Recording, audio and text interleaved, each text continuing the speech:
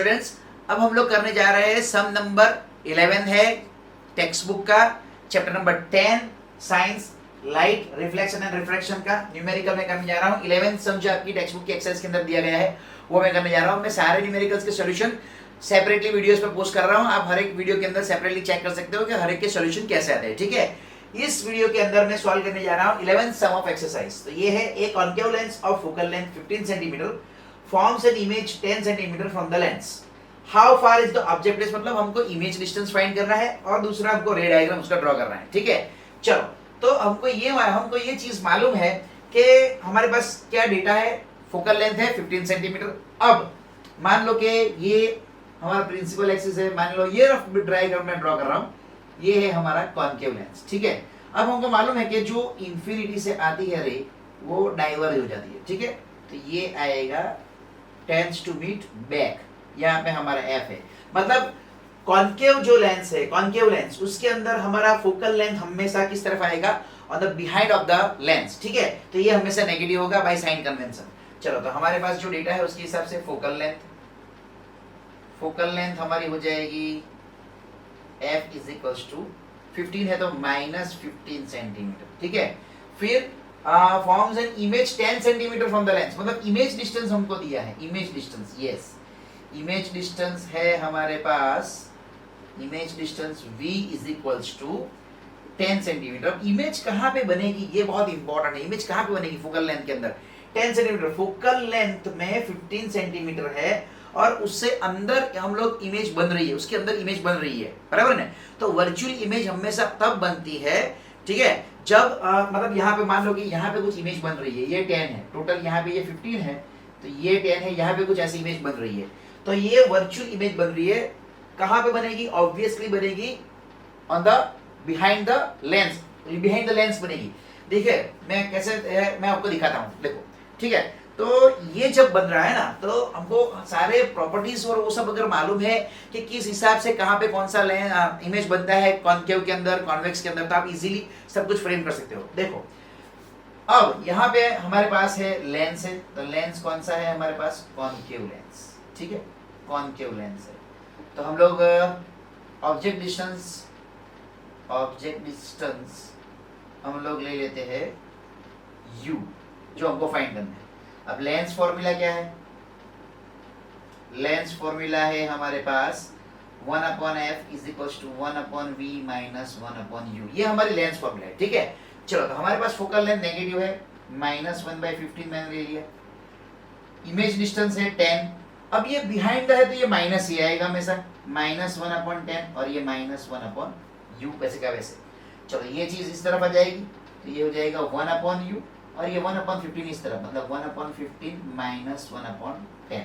ठीक है, चलो तो ये 1/u, जैसे मैंने बताया मेरे अगले वीडियो में भी कि हमको यहाँ पे एलसीएम लेने की कोई जरूरत नहीं है, सीधा मल्टीप्लाई कर दो, 10 यहाँ पे 15 यहाँ पे, तो ये हो गया 10 माइनस 15, ये हो गया -5/15 इंटू 10, मतलब 5 3, तो हमको मिलेगा therefore 1/u is equals to -1/30, तो u is equals to -30 centimetre.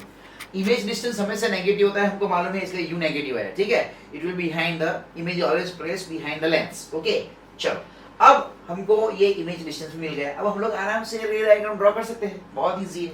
हमने ये प्रिंसिपल एक्सिस ले लिया, ठीक है, फिर हमारा ये कॉन्केव लेंस भी है। ठीक है, हम लोग कॉम्पास की मदद से भी ड्रॉ कर सकते हैं। ओके, अब जितना ये सेंटर का मैं ले लूँगा, अब जितना गैप ये आएगा f1, इतना ही गैप यहाँ पे भी f1 आएगा। ठीक है, और जो गैप ये होगा वही गैप ये होगा, क्योंकि लेंथ सेम होनी चाहिए f1 और f2 की। अब देखो हमको कौन सी चीज दी गई है, f दी गया है 15 सेंटीमीटर, तो ये है 15 सेंटीमीटर हमारे पास, यहाँ से लेकर यहाँ तक। ठीक है, फिर हमारा ऑब्जेक्ट कहाँ पे आया अभी 30 सेंटीमीटर, तो 30 सेंटीमीटर यहाँ पे है। ठीक है ना, तो इसका मतलब ऑब्जेक्ट यहाँ पे रिप्लेस किया गया है, ये है हमारा ऑब्जेक्ट ए बी 30 सेंटीमीटर ना, तो 15 15 30 रेडियस ऑफ कर्वेचर यही हुआ। ठीक है, तो ये हमारा रेडियस ऑफ कर्वेचर पे है, f2 is radius of curvature r, उसके ऊपर है हमारा 30 सेंटीमीटर, मान लो ये है हाइट उसकी। और हमारा इमेज कहाँ पे बन रहा है 10 सेंटीमीटर नेगेटिव। देखो कैसे बनता है, मैं आपको दिखाता हूँ। मान लो कि पहली ये ray parallel to x axis हम ले रहे हैं, तो ये डाइवर्स हो जाएगी इस तरफ, तो हम इसको टेंस टू मीट करेंगे पीछे की तरफ, ठीक है, टेंस टू मीट करेंगे पीछे की तरफ, ओके। चलिए, और ये जो है सीधा इसमें से जो जा रहा है पोल में से, वो वापस इसी डायरेक्शन में आएगी। अगर ये इस तरफ जा रहा है तो ये वापस इसी डायरेक्शन में आएगी। तो ये दोनों कहाँ पे मीट करेंगे? यहाँ पे मीट करेंगे, यहाँ पे, ठीक है। तो आपकी इमेज यहाँ पे बन रही है, यहाँ पे आपकी इमेज बन रही है A डैश B डैश। तो आपने एक चीज देखी यहाँ पे, अगर मैं मैग्निफिकेशन अगर मैं चेक करता हूँ, या तो फिर मैं मैग्निफिकेशन में लिखता हूँ, तो M is equals to V/U। V हमारे पास क्या है? -30 है। V हमारे पास है -10 और ये -30, मतलब ये हो गया 1/3। पॉजिटिव है, ऊपर की साइड आ गई, ठीक है। हाइट ऑफ इमेज अब HI/HO होता है, ठीक है ना।